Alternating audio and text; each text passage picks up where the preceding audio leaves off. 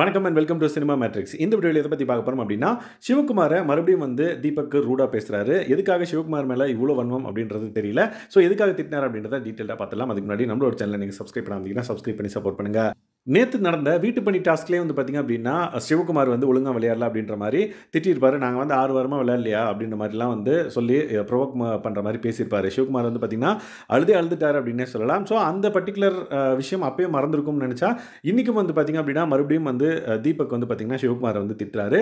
என்னென்னு பார்த்தீங்கன்னா, சிவகுமாருக்கு ஒரு டாஸ்க் கொடுக்கப்படும். டாஸ்க் இந்த சென்ஸ் பிக் பாஸ் நீங்கள் இதை பண்ணுங்க, வாட்ச்மேனாக இருக்கீங்க, இவ்வளோ வருஷம் இங்கே டீம் ஒர்க் கிளாஸ் எடுங்க ஸ்டூடெண்ட்டுக்கு அப்படின்ற மாதிரி. So that team work class எடுப்பார். அப்போ பார்த்தீங்க 2 டீமாக பிரித்து ஒரு டீமை பார்த்தீங்கன்னா 3 டீம்னு நினைக்கிறேன். ஒரு டீமை அந்த டீம் ஒர்க் டாஸ்க் வைப்பார். உள்ள ஒரு பால் இருக்கும். அந்த பாலை லைக் இந்த வளையத்துக்குள்ளே குச்சி விட்டு மேலே எடுக்கணும். டீமாக சேர்ந்து ஒரு பாலை எடுத்தாங்க அப்படின்னா ஒரு பால் பாயிண்ட். ஸோ அந்த மாதிரி எந்த டீம் நிறைய பால் எடுக்கிறாங்களோ அவங்க தான் வின்னர் அப்படின்ற மாதிரி. அந்த கேம் ஸ்டார்ட் ஆகிறதுக்கு முன்னாடி பார்த்தீங்கன்னா பாய்ஸ் டீம்லேருந்து எல்லாம் குச்சி விட்டு ஆட்டின்னு செக் பண்ணிருப்பாங்க. உடனே அதை கீழே விடா, அதாவது அவர் சார் ஆக்ட் பண்ணுவார், அவங்க ஸ்டூடெண்ட்னு நினச்சிட்டு அதை கீழே விடா அப்படின்ற மாதிரி சொல்லுவார். உடனே தீபக் பார்த்தீங்க அப்படின்னா பக்கத்தில் தான் இருப்பார். ஸோ அவர் கையில் ஒரு லைக் சப்பாத்தி தேய்க்கிற அந்த கட்டை இருக்குல்ல, அதை வச்சிருப்பாரு. அது ஸ்டிக்காக யூஸ் பண்ணி அதை விட கீழே அப்படின்ற மாதிரி நவுறு அந்த பக்கம் போ அப்படின்ற மாதிரி ஐ மீன் லைட்டாக தான் இப்படி பண்ணுவார். அது தீபக் மேலே பட்டுருச்சா என்னன்னு தெரியல. தீபக் உடனே டென்ஷன் ஆகிடுவார். உடனே உட்காந்துட்டே தான் ஸ்டூடெண்ட் மாதிரி இல்லை பேசாமல் லைக் அந்த குச்சி வச்செல்லாம் அடிக்காதீங்க அப்படின்ற மாதிரி சொல்லுவார்.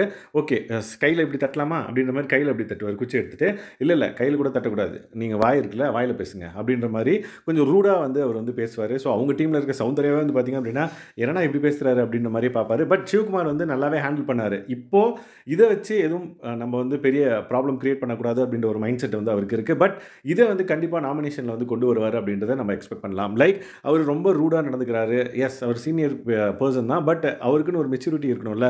சொல்கிற விதத்தில் சொன்னால் எல்லாருமே கேட்பாங்க. பட் அவர் கொஞ்சம் ரூடாக பண்ணுறாரு அப்படின்ற மாதிரியே நம்மளுக்கும் ஃபீல் ஆகுது. அவருக்கும் கண்டிப்பாக ஃபீல் ஆகும். நாமினேஷனில் கண்டிப்பாக இந்த பாயிண்ட்டை சொல்லி நாமினேட் பண்ணுவார் நெக்ஸ்ட் வீக்குன்னு எக்ஸ்பெக்ட் பண்ணலாம். ஸோ இந்த மாதிரி தீபக்கோட கேரக்டர் பார்த்திங்கன்னா உண்மையான முகம் வெளியே வருதா, இல்லை அவர் ஒரு கேமுக்காக இப்படி பண்ணுறாரா அப்படின்றது நம்மளுக்கு தெரியல. ஸோ உங்களோட கருத்து என்னன்றதை மறக்காம இந்த வீடியோவில் கமெண்ட் பண்ணுங்கள். அண்ட் தென் இந்த மாதிரியான பிக் பாஸ் அப்டேட்ஸை நீங்கள் தெரிஞ்சுக்கணும் அப்படின்னா நம்மளோட சேனலை சப்ஸ்கிரைப் பண்ணாமல் சப்ஸ்கிரைப் பண்ணி சப்போர்ட் பண்ணுங்கள். Thanks guys, by.